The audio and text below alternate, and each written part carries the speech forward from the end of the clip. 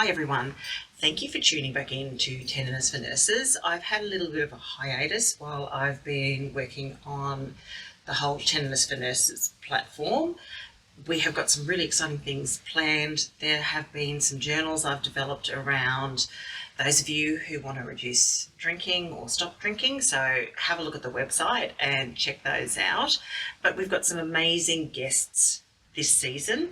It's going to be a big season. Bring the tissues, because there are definitely going to be some subjects that we're going to cover that are going to be quite emotive. But I think if we don't talk about them, and let people understand what's going on out there, it'll just get swept under the carpet like a lot of things are these days. So stay tuned. There are going to be some great episodes coming up, and today I am unbelievably excited to get Maddy in with us here today. She's known as the functional nurse. Mm-hmm. Maddy and I met, ages ago, didn't we? Yeah, probably 6 years. 6 years ago. And I asked Maddy to come on because she's one of those amazing women that have gone out, just conquered the aesthetic space, has gone on and developed skin ranges and her own skin online platform. And I just thought it'd be really great to hear from her about how she's done it, the stresses around it, having twin boys, renovating a house, all the above, and fitting in running a business. So welcome, Maddy. Thanks for having me. So you've driven in away from the kids, so you've got an hour and a half, 2 hours on your Beautiful own. break. Fill us in on you and your background. So how you got into the aesthetic space. So I started actually in high school. I knew that I wanted to work in the skin industry. I just wasn't sure what that looked like. We're talking 15, 16 years ago. I knew that skin was what I wanted to do because I did have eczema and acne myself. So it was always at the forefront of my mind, how can I fix my own skin? At the time, I really only considered that there was dermatology or becoming a naturopath because I wanted to do it holistically. And then I discovered that there was actually nursing where you could do skin within nursing. So that's where I kind of combined those passions and did my nursing degree, had done a beauty diploma, worked for a dermal clinic, and then progressed on to cosmetic nurse. So it kind of all just jumbled my all of my passions into one. And I did some nursing in the hospital to start with, and then I purely went on to cosmetic nursing. Okay. And do you do a lot of skin in your clinic now? We're predominantly skin focused. I don't do any dermal filler anymore. I'm predominantly skin. I do have 3 other nurses that work for me who do dabble in dermal filler, but we're predominantly anti-wrinkle and skin. And is that because of a safety aspect? I have had experiences over the years with dermal filler that have caused me far too much anxiety, to the point where it just wasn't worth it for me anymore. And it also isn't where my passion lies. I'm passionate about skin. I just found myself in a position where once I became a cosmetic RN, no one wanted to hire me to do skin, which, as business owners now, it makes sense to me. You're not going to pay an RN's wage for a facialist. But that's why I kind of went out on my own, because I wanted to bridge that gap. I wanted to be doing advanced dermal treatments and not just facials or not just injectables. So no one was really going to hire me to do that. So I had to find my own role. I think it's a lot more common now. Oh, it's so common. So, yeah. I know where you're coming from, because when I started in the industry 20 years ago, I wasn't interested in the injectable side of things at all. All I wanted to do was skin. Yeah. And a lot of it, and I did a lot of it. And back then, people were paying $350 to have a Brazilian IPL'd. Yeah. So it did set me up. There was minimal education around skin, so a lot of it was self-taught. I went to every conference I could, every training session I could around lasers and IPL, that sort of thing. And then I started training for the companies, but people asked and asked and asked about me doing injectables. In fairness, I've never been one that's done mills and mills and mills of filler and things Yeah. like that. That's not how I roll, and I don't think anyone needs 10 mils of filler in their face. That is really lucky that I didn't inject like that, because the number of issues that are out there now with people that have full faces and they're trying to dissolve it, and that's a whole other... I've got a real issue with that, because people are making a lot of money from high lasing, removing the filler from people's faces. A lot of money. So I say stand your ground, and you'll have really loyal clients. Yeah, well, that's the thing. It wasn't for me. But at the time when I was doing it, if I'm going to do something, I need to be extremely good at it. So that's all I was doing. I was doing 12 to 15 patients a day. I was probably, maybe 22, 23 at the time, and I didn't think anything could go wrong because I was so good at the time. And then I just got boxed into that. I was getting booked out for that. And then I got stuck in that cosmetic injector realm. And so now I'm out of it, which is nice. But for a while there, I was really stuck in all I could do was dermal filler and injectables, because that's what I was, I guess, quote, known for. And that's where I was making my money as well, because it's incredible money, really. Not so much anymore. No, definitely not anymore. People have no idea that running a compliant business is very expensive. Very expensive. Yeah. Why were you anxious going in and doing dermal fillers? It wasn't until I had I guess I would say a reaction. I was just injecting, I went out on my own at that point, and I was just injecting in a small room, no bigger than this, on my own. I had my prescribing doctor, and I was still attending all of my conferences and trainings, and I just thought I was top shit. Like, I thought I was amazing at what I did. I was only doing 1 mil here and there. In terms of like lips or cheeks, I wasn't doing 10 mil makeovers, but I felt like I was really good at what I was doing. And so I was like, I'm good, I'm compliant, I'm doing all the right things, nothing's going to go wrong. And then I had a freak of nature reaction, and I realized I didn't have the support network around me that I needed. I was reaching out to all these people going, how can you help me? I had severe anxiety attacks through that. Everything turned out fine, and it could have been so much easier dealt with. Like, if that had happened in my practice now, easy, fine, we would have dealt with it. We've got all the support, we've got all of the network that we need. But at the time, it just sent me, and I was like, this isn't worth it. Luckily, the patient was beautiful and so understanding, and everything turned out fine. But the level of anxiety, and I didn't eat for 3 days. I was vomiting. It was insane. And that sent me. And ever since that experience, I said, this isn't for me. This isn't worth it. I don't agree with what I'm doing. This patient, I objectively think she didn't even need this treatment. So from that point on, I really, really struggled with anxiety, and it's taken me a long time. I don't think I could do dermal filler now without feeling that anxiety again. It's one of those areas that we talk about, or we don't really talk about it much. No. VOs, and everyone's sort of a bit embarrassed to say they've had one. Well, yeah, at the time, I thought, I need to retrain. I've done something wrong. I felt like I'd harmed the person. But I'd done thousands of sets of lips, and I know that my technique was okay. I felt embarrassed by it at the time. Whereas now I know, like, I work with some brilliant injectors, and they're injecting a lot of filler, like a lot of patients, and they all have it. It's the aftermath and how you're going to correct it and how you're going to support the patient. And that's, whereas, as I said, now if I was to do it, we're so supported and I have all the connections. I just personally still just can't do it. So where's your clinic now? We're in East Brisbane. Okay. Yeah. We are more hands-on. Like, my facialists have done the buccal massage training. And and we've got that holistic, I hate that word, but that holistic side to things for skin. And then we really focus on microneedling, exosomes, all of that kind of treatment. And then we have our referrals out, because I've learnt you just can't do everything.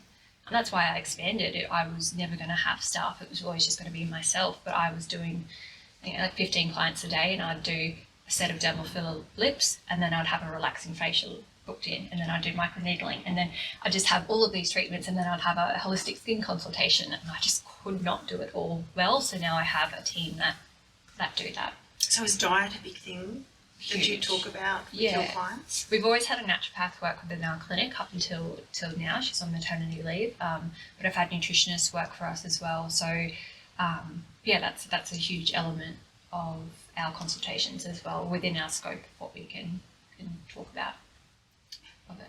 When you were super stressed, when you were doing dermal fillers, just out of curiosity, did you find your eczema was I was flaring? covered. Is that right? Covered.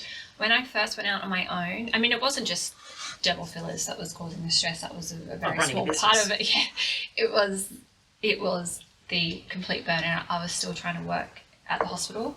I don't know why I did that to myself, but I was still trying to work at the hospital. I was saying yes to every single patient, and I'd go a full day without eating, get home, my eyelids were covered in eczema. Like I felt like a fraud because I knew all the things, and I was, doing consults all day and helping people with their skin, and I'd come home and I was bloated because I was living off coffee and not eating, and I was a mess.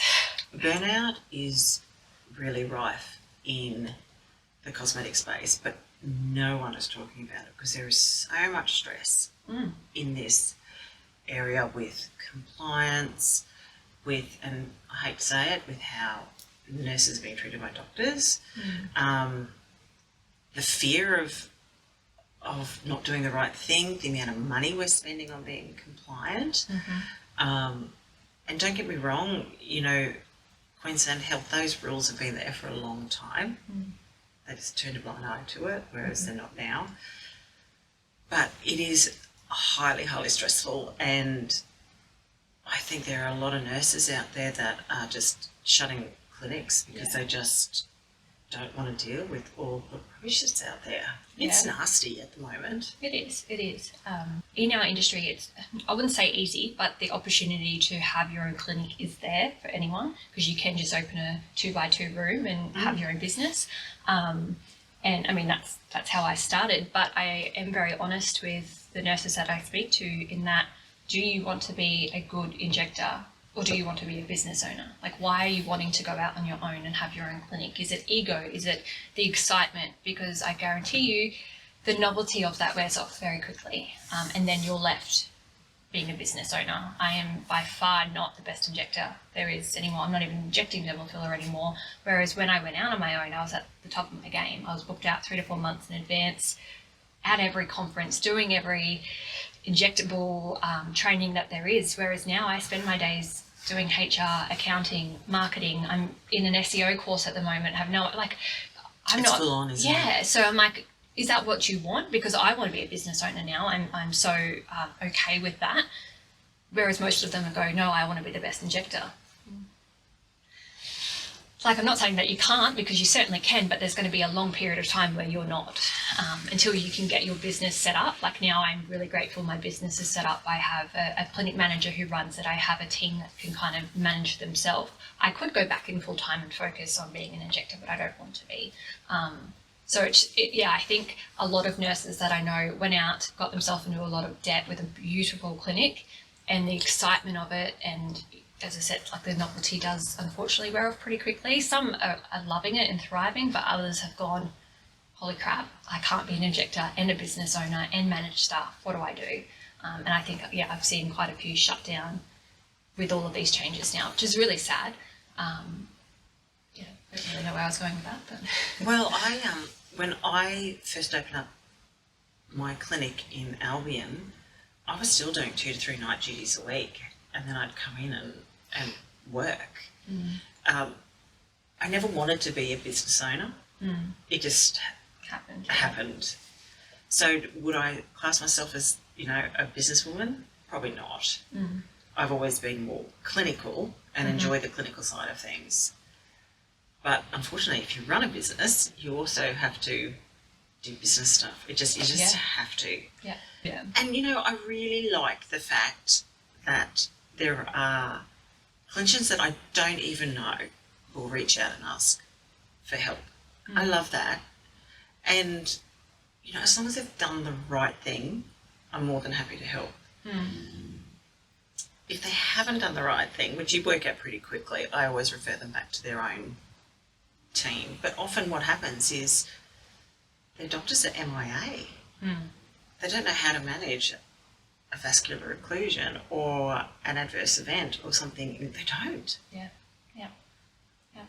And there were times, and I hate to say it, that people have come to me and the only reason they had a vascular occlusion was because they were putting filler into a set of lips that should never had the amount of filler in it in the first place. That's the terrifying side of injectables, I find. I've always, I wouldn't say lucky, I have always had a relationship with my doctor. I've never just had I've never used any random FaceTiming platform. It's cost me an absolute fortune. But at the end of the day, he is there. He lives 2 minutes from my clinic. He has been with me for 6 years now and knows exactly what I'm capable of, knows my anxiety levels in the sense that sometimes I just need him to visualize something for me and give me that guidance. He is there within 2 minutes if I need him. I feel like I could inject with my eyes closed. Like, we know our anatomy. If it was just a dummy laying there and I was injecting, amazing. I think I could do brilliant work. But it's the person on the chair that terrifies me. You don't know how they're going to respond. Are they going to turn around and want to sue you? You could have treated them for 6 years and felt like they're your best friend, and then they can, that's what terrifies me. So I feel like, we both have clinics with beautiful, loyal clients now. You wouldn't treat someone that just walked in, and you can use your gut instinct and go, this is an easy set of lips, but I don't feel like it's an easy person.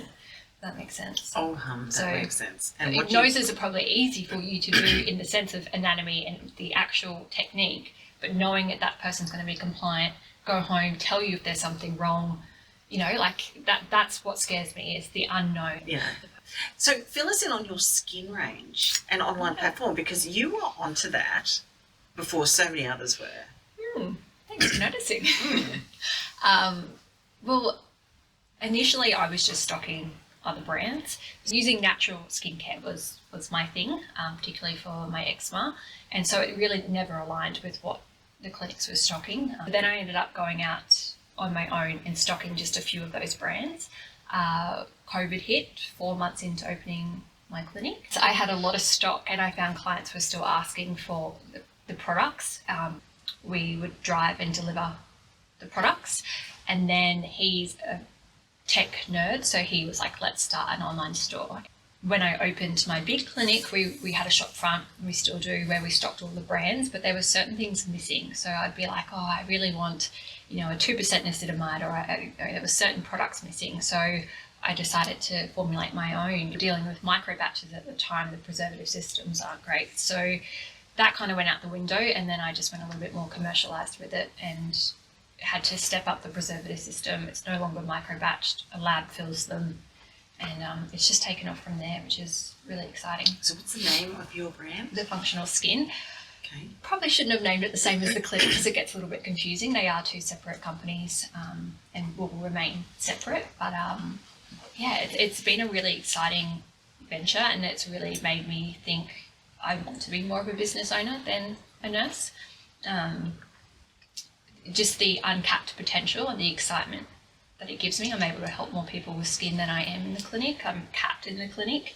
But I think people are, I know in our clinic, regardless of the fact that we do injectables and whatever, skin comes first. Yeah. So if someone's skin's, lots of pigmentation, scarring, active acne, melasma, whatever, you can put as much anti-wrinkle or filler or whatever in someone's face, but it still doesn't look great, and I don't think it lasts as long if their skin's not healthy. I try to encourage my clients' skin first, and then we'll look at the other stuff later.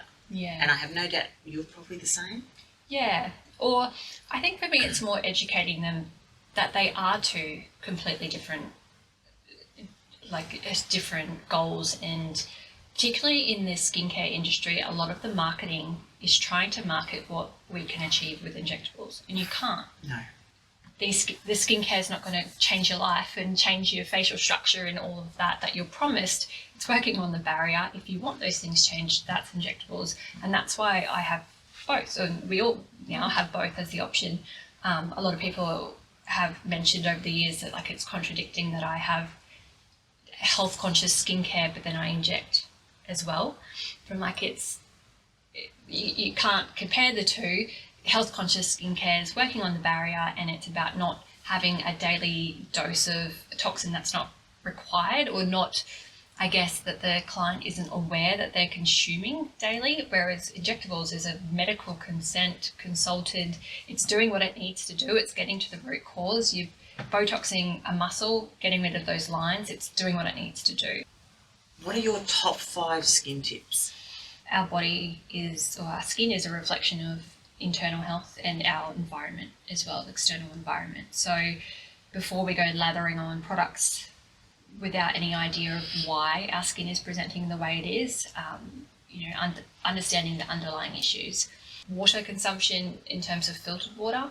A lot of my patients that I see are eczema prone, so we are really big on filtered water, ensuring the chlorine is filtered out of the water, because it's very prevalent in Brisbane and Ipswich, where I live, to have really high chlorine in the water. I mean, it has to be for drinking standards, but the way that impacts the skin and the gut is huge. So oftentimes we can just get them onto that filtered water, and so much of it clears up if there's any major irritation. I think something that I really try and educate my clients on is, are you using skincare as your healthcare, or is it a beauty product for you? Is it fun and luxurious and you like to just try 10 different products, and then that's fine, do whatever. But if you're trying to treat a skin condition, skincare is healthcare, and you can't just go and pick one off the shelf. You wouldn't go pick medication off the shelf. You need to know what you're using, why you're using it, and is that suitable to your skin. I love that. Yeah. Because, if I can use any skincare product now, my skin's fine. So sometimes I will just go and buy some fun, luxurious products or some Korean skincare just for the fun of it, because I enjoy it. But when my skin's flaring and when I had acne or eczema, that wasn't going to be helpful at all. You need to go to someone qualified, or you need to do the research on the skincare yourself and treat it like it's healthcare. I'm very lipid dry, like I'm a true eczema prone, dry skin sufferer. So I'm all about oils and all about lipids and getting that oil into the skin topically and internally. I don't think I could survive without it. I would shrivel up.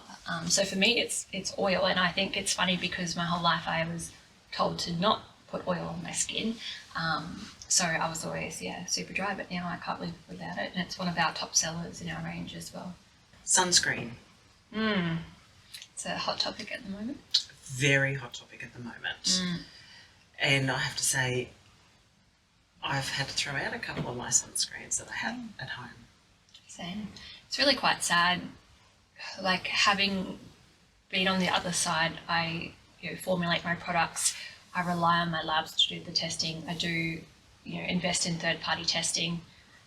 But unfortunately, if it's, it was all mineral sunscreen, and a lot of it the same lab. Unfortunately, you do put your money and your trust in that. But sunscreen is one thing I've said I will never, ever launch, because, again, it's crossing that line into healthcare, and it terrifies me. Like, if one of my products go rancid now, or it's not performing optimally, it's a skincare product. It's just not going to do its thing and whatnot. But sunscreen, if it's not doing its thing, you're in trouble. Yeah. So it's not something that, until I have a huge financial backing to really be able to do it well, it's not something I want to dabble with. Business-wise, as a nurse, are there any, obviously you've got a brain for business, but are there courses and things you've done along the way or is it just you've had great people around you, a good accountant, it just comes naturally to you? And don't be embarrassed if you feel like it has. Have found it hasn't. I really struggle at the business side of things. See, I struggled with nursing, and that really broke my heart, because I thought, I'm a people pleaser, I want to help people, I'm empathetic. So when I went into hospital nursing, I struggled greatly with that. My brain just does not work that way. When I'm under stress, everything's blank for me. So I remember, I would cry on my way to my hospital shifts, and I felt like a failure because I could not. I wanted to be a nurse, but my brain didn't work that way. Was I going to hurt someone? Was I going to make a mistake? I just found it so stressful. And because I couldn't, when I was in the stressful situation, I couldn't retain the information that I had. Like, I knew I had it. I knew what I was doing. But the whole shift, I would second guess myself. It was horrible. One thing that I found with the nursing was no matter how hard your shift was, you were capped. Like, I mean, it's not about money, but still, you were capped. You could have resuscitated a patient on that shift, and it's still just a day shift, and it's you're just expected to come back the next day. And yeah, you're capped at that, no matter how hard you work.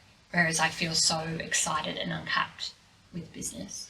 Interesting you say that. That was one of the reasons I did go into business, was that there were the nurses that worked super hard, went above and beyond, you know, would restock in the theatres, would do all that sort of stuff, and I was one of those people. And then they're the ones that just didn't. And they were okay with that, and that's whatever. I just thought, you know, I can make as much money as I want from this. And then go to the hospital and be limited to what I could make. And then I would come back and, you know, and the business just grew and grew. If you have any advice for a nurse that wants to set up her own business, what would it be? I don't want to be negative at all, but probably what I touched on before, why. Knowing your why do you want to do it. And I don't mean it from a harsh way, but is it because of your ego? Is it because you want to have the glitz and the glamour of owning a clinic and, you know, I'm a clinic owner and all of those things? Because as I said, that novelty wears off quickly and then you're stuck doing your accounting and your HR. And unless you have funding behind you and you can hire that to start with, I didn't have a cent to my name, so I had to have a fake virtual assistant that I would use and made a fake name to respond to my clients. Until now, 6 years into my business, I have a full-time clinic manager. But yeah, knowing your why. Is it because you're excited to have a business and explore that avenue, or because you can have those exciting things? You can have your own Instagram, you can have your own photo shoot, you can be, you know, a certain injector working for someone else if you want to be an amazing injector. Like, imagine going and working for like your clinic or going and working with a team of doctors. Like, you're not going to get that when you're on your own. You're not going to get, if you're just on your own, you don't get that. You have to go out and find that. And then, unfortunately, in our industry, other business owners become competitors. And you also then don't have colleagues because you're now the boss. Like, I haven't had colleagues in 6 years because I'm the boss. It's just really understanding why you want to do it. Yes, it's so exciting to set up a beautiful clinic and have an Instagram and a brand. Like, that's so exciting. But then once that's the work done, behind it. Yeah. And if that's what you want, amazing. Go and do it. And yeah, start small. Don't overdo it. I started in a small room and it was $200 a week rent, which is nothing. Amazing. I have had girlfriends in the industry go straight into building a big clinic and getting themselves in $500,000 debt and still trying to climb their way out of that. Clients don't need a big grand clinic to start with. I was in a tiny room and I was booked out 3 to 4 months in advance. Mind you, it was compliant, it was clean, but it didn't have all the bells and whistles. Clients don't care that much about that. They care about the care you give them. Yeah, and your expertise and all of those things. It's got to still be a nice place to come to, but I'm sure they would rather you not have to charge them 5 times extra because you've got a $500,000 fit out to try and pay off. So start small, put your ego aside, and yeah, just know if that's genuinely, truly what you want to do is be a business owner for the right reasons, I guess. Thank you, Maddy. Thank you. It has been awesome having a chat with you. All the best with your clinic, with your skincare line. I will get some info about that from you, if that's okay, and we'll put that on the notes. We'll put that on the notes for you all guys. How to contact Maddy and also her skincare range, because, you know, I'm all about supporting each other in nursing. So thank you so much. Thanks, I'll get all Maddy. those details off you. I'll get them on the show notes. And thanks for coming in. Thank you.